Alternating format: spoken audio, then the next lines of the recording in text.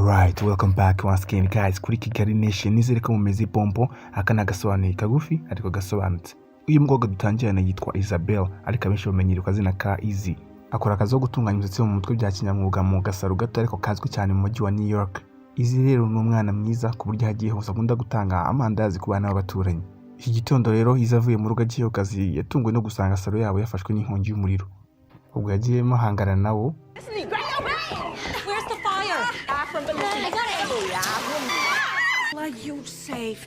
Ubu nyuma y'uko umuriro umaze kuzimwa, uwungirije nyiri byondo witwa Dog yaje kwaka amafaranga ngo y'ibintu byangiritse. Ubwo umukobwa ahita amuheza udufaranga twose yaramaze iminsi yizigama ngo azadukoresha atembera isi, cyane ko yumvaga inzozi ari gutembera isi yose.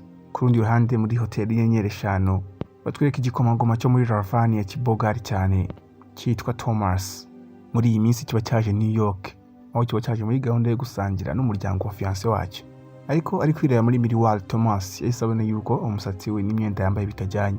Gusa bamukikije bose bakomeza kumubeshya bamubwira ngo uraberewe ikamuvandi, bamubeshya cyane ko bose nta numwe ambasha kumubwiza ukuri.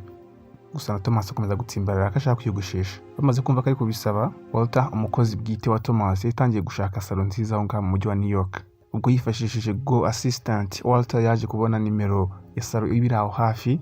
Ubwo yahamagaye nimero, kumbi nimero yari yo kuri ya salon ya Easy. Ndetse binakubitana ukuntu Easy iri bari mu bibazo, iyo nimero yayisubije nabi cyane. Ariko ubwo Walter yarongera ahamagara avuze ko ari bwishyura amadolari 500 ku nyogosho imwe. Ako kanya umukobwa yahise yemera. Ndetse ubwo kibonamo amaguru ahita ajya kuri hotel. Agezeyo Walter yamujyanye kumuhuza n'igikomangoma Thomas. Ndetse na Thomas yatunguwe n'ubwiza bwa Easy. Ndetse ubwa mbere ibintu bimeze neza, ubwo Easy agatangira gutunganya igikomangoma mu buryo bwiza nk'ibisanzwe, cyane ko yabonaga ari icyo gikomangoma ari ntari biryacyo yigira umutima mwiza. Ariko kumwogosha umukozi waho ngaho atabishaka yamenye ibyo yarazanye byo kunywa. Uwo mukozi ubwo bwaramwishe bari kumutonganya, ariko yizabonye ukuntu igikomangoma cyagumye cyicariye nta kintu kivuze, nkaho wajyanwa nubwo cyabyumvaga. Ukuntu agifataga bita bihinduka, tangira kugiha ukuri. Ubwo kubera n'umujinya ageze agisaba no kwiyogosha, ahubwo ubwo yahise ava ngaho aranagenda. Kuri ya salo ye rero Easy yakoze bagenzi be ukuntu biba byamugendekeye.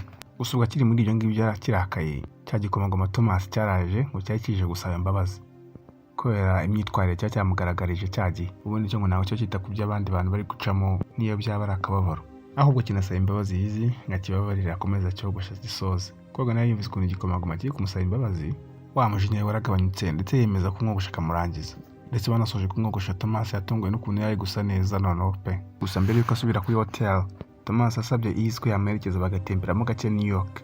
Bari mu nzira bagiye batera urwenya ku bintu bigiye bitandukanye, ndetse biza kurangira batangiye kumera nk'abegerana. Ubwo noneho batangiye gucokoza abashinzwe gutwara Thomas. Umunsi ukurikiyeho igikomangoma Thomas cyagiye mu kwa Lauren niwe fiancé wacyo. Gusa mu by'ukuri bombi ntabwo bakundana, cyane ko ibintu byose byapanzwe n'ababyeyi, mu by'ukuri abana batanaziranye. Kuri uwo munsi rero mama Lauren aba ari kwibaza ahantu azakura umuntu uzatera make-up abantu bukwe. Ako kanya Walter ahita amubwira ko yakifashisha abakozi bo muri ya salo ya Easy, cyane ko kuba barabonye afite serivisi nziza n'igikomangoma bwacyo cyaremeye. Yumvise bamutakagije, mama Lauren nawe yarabyemeye. Ndetse ubwo mugoroba Walter yagiye kwihurira na Easy kugira ngo amumenyeshe ibyo mama Lauren nawe yamutumye. None bamubwiye ko bazamuhemba $50 nta no kujinganya. Easy yahise yemera. Ubwo nyuma y'iminsi mike ibintu byose byari bimaze kujya ku murongo, ndetse Easy n'abandi bashuti babiri bakorana bagiye muri cya gihugu cya Ravania.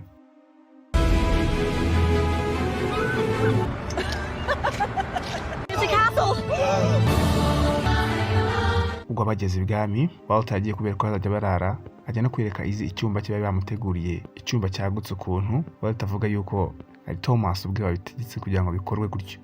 Ubwo umunsi ukurikiyeho Easy n'aba bashuti be babiri bagiye kugeragezwa n'ushinzwe imirimo ibwami, aho yabasabye ko bagiye gukora igeragezwa babanza gukora imisatsi y'abakozi kugira ngo bazemererwe gukora muri bwa bukwe bw'ibwami. Gusa ubwo byaje kurangira Easy ari we wenyine ubashije gutsindira iyo gerageza. Babashuti be babiri babategeka ko babanza gukora imyitozo myinshi kugeza igihe bazahererwa uburenganzira ko noneho bamaze kugira ubumenyi bw'uko bakora muri bwa bukwe bw'ibwami.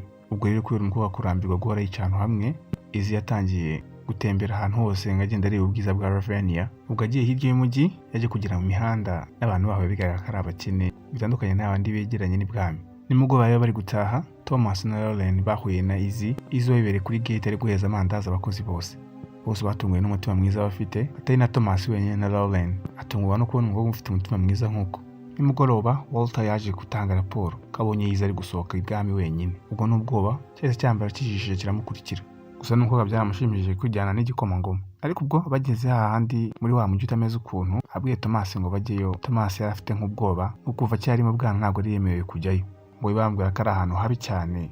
Gusa umukobwa ntacyo byabimubwiye yagiye n'ubundi. Bacyajya rero nubwo byasaga naho bwije ibintu byari bitandukanye n'igikomangoma cyabwiwe. Abantu baba bari kwibyinira bari muri show ya danje. Ubwo Yiza yahise abwira Thomas ko atagomba kuzongera kugira ubwoba bw'ahantu, ahubwo aranamutumira ngo aze abyinane n'abaturage. Barya show. Nyuma kubyina birangiye, Yiza yatumuye n'akana kagabo kari kamukunze ngo kamwerekeye ahantu kiga. Umukobwa yinjiye yatunguwe no gusanga iryo shuri abanyeshuri bose biga bicaye hasi, bivuze ko nta n'intebe bagira. Aho ngaho Yiza byaranamutunguye ukuntu igihugu nk'icyo ngicyo kiri gusa neza, harimo abaturage bafite ubukene bumeze gutyo. Nijoro rero Yiza na Thomas bari kwirebera inyenyeri.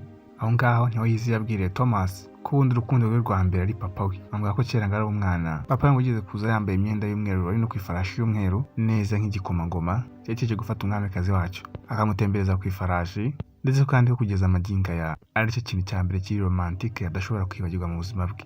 Yumvise iyo nkuru Thomas yaramwenyuye abura ikindi arenzaho. Umunsi ukurikiye bari gusangira ibya mu gitondo, Thomas yabajije umwami impamvu batigeze bamumenyesha ibijyanye na wa mujyi witaruye ubwami. Ariko kugira ngo amusubize yahise ategeka Thomas kureka kwivanga muri gahunda za leta, ahubwo bakibanda mu gutegura iby'ubukwe bwe buri hafi. Gusa nubwo atarabyishimiye nta kundi ari kubigenza usibye kubahiriza ibyo umuryango uri kumusaba. Ubwo nimugoroba Yiza agiye kureba umugabo ukora kuri gate abayi kugira ngo mwaka ubufasha. Ubwo aba yapanze ko agiye gukwirakwiza impapuro zanditseho ko abaturage bagomba kwitanga ibikoresho batagikoresha kugira ngo bizatangwe muri cya cyaro kidafite intebe n'amameza byo kwigiraho. Ndetse nyuma gato nawe ubwe ajya gukwirakwiza izo mpapuro ku giti cye. Ubwo bari bwitange ibyo bikoresho bari bubizane kuri gate y'aho ngaho ibwami. Si n'ibyo gusa, Yiza yatse ubufasha abashuti be babiri n'undi mukozi ukora mu gikoni cy'ibwami kugira ngo batunganye ibiryo biryoshye cyane. Banarya show. Ku munsi ukurikiyeho rero Yiza yatunguwe no gusanga abaturage bitanze ibintu byinshi bitandukanye. Ariko bidatinze Thomas nawe yayisaza, aho Yiza yatangiye kumubwira umupanga bafite. Noneho Thomas arumirwa atungwa n'umutima mwiza w'uwo mukobwa, ndetse nawe ubwe yashakaga kwitanga bimwe mu bikoresho by'ubwami bitagikoreshwa. Ku rundi ruhande umukobwa Lauren ari kwipima ikanzu y'ubukwe. Mama we mwibanga rikomeye yabonye Thomas na Yiza, ariko bakimara ko wenda n'indi mibanire bafitanye, mama Lauren yatangiye kubakurikira. Ubwo nyuma nabo bamaze gupakira imodoka yuzuyemo bya bikoresho, Thomas na Yiza baragutse bajya muri ka kagi. Bagezeyo bakiwe n'abana benshi b'abanyeshuri. Yiza nawe atangira gutanga ibyo bikoresho. Ubwo Thomas abonye ukuntu abana bishimye ku maso, ndetse nk'umuntu ugiye kuzabamo igikomangoma, nibwo bwa mbere mu buzima bwe yari yumvise yishimye ko yarabonye amasura y'abaturage be nabo bishimye. Ariko ubwo muri ibyo byishimo mama Lauren wari uri kure yaje kubaneka. Ntabwo yashaka igikomangoma kimutwara. Ubwo yatangiye kubafata amafoto, ifoto za Yiza n'igikomangoma. Igitondo gikurikiraho umwami bari kureba nkambe y'urubwa nyuma yo kubona amakuru ari mu binyamakuru. Mu kinyamakuru bahanditse ko Yiza agakobwa k'indaya kaje kiteteshwa igikomangoma Thomas gafite umugambi wo kumwicira ubukwe. Ubwo ababyeyi ba Lauren umujinya wari wazamutse bari gutegeka umwami guhita yirukana Yiza ako kanya. Ubwo nimugoroba amaze gusoma amakuru, Thomas n'ubwoba yatangiye kureba Yiza ahantu hose, amushatse ahantu hose amubuze. Yasohotse hanze atungwa no gusanga ibintu bya Yiza biri gushyirwa mu modoka.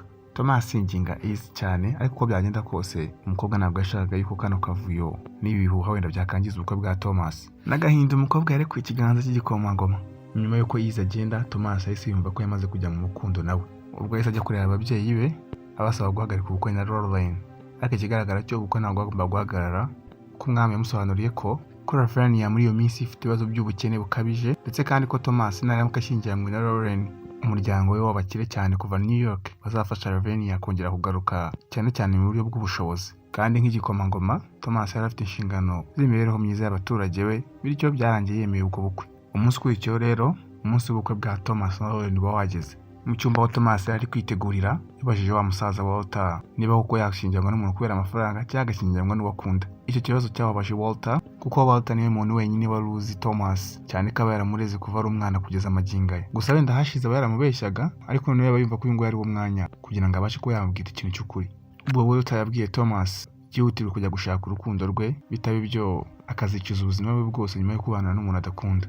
Acyumviye inama Thomas yahise yishima, ahita yihutira kujya kureba Lauren. Nubwo batangiye kubwira Lauren ko bahagarika iby'ubukwe, ariko kugira ngo Lauren bimubabaze nawe ahubwo byaramushimishije cyane ko atashaka kubana n'umuntu adakunda. Ahubwo Lauren nawe ahita asaba Thomas kujya gushaka umukobwa akunda Yiza muri New York, ndetse anamwemerera kuzamufasha gusobanurira ababyeyi be. Ntabwo ari nk'aba bakobwa bacu sha, bumva abana bafite mu mutwe. Nyuma rero y'urugendo rurerure Izi yaje kugera muri ya salo nk'ibisanzwe yasanze ari cya kindi cyungirije nyiri byondo aho kiba cyaje gukanga none ngo kibakuremo amafaranga. Ariko iki gihe noneho Izi ntabwo baba afite cyashatse no kumutera ubwoba ariko noneho Izi akibwira ko yihuriye na Landlord wa nyawe. Kumbe burya nyiri byondo nta nubwo yigeze arakara ahubwo yasabye imbabazi ko yarabizi ko mu nzu ze akunda kuba mu bibazo bya sirikwi z'amashanyarazi aribyo biteza inkongi z'umuriro. Ndetse avuga yuko yasabye inshuro nyinshi umwungirije ngo akemure icyo kibazo cy'amashanyarazi. Ahubwo ubu noneho Niza uri gukanga cya kigabo cyungirije Landlord ndetse avuga ko niyongera kubazengereza azamurega kuri nyiri byondo mukuru boss ngo birangira akigize ubwoba kiragenda. Muri iryo joro umuryango, inshuti n'abaturanyi ba Izi bateguye akarori gato abarakara kugira ngo bamwakire umukobwa areke kugira agahinda.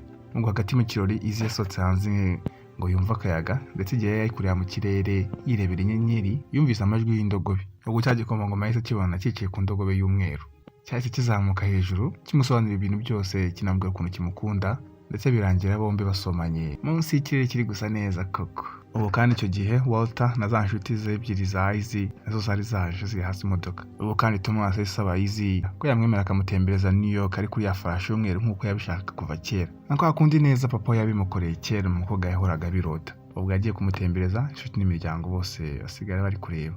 Igikomangomabirangira cyaguye kimuta mu magos. Yeah, that's what's up. Agafilme kacu nawe karangiriye. Nje ndi Grammatical. Iyi ni Kigali Nation. Gusa mwibuke gukanda kuri like, share na comment yakandi keza twabakorera ikindi gihe. Until next time. Peace.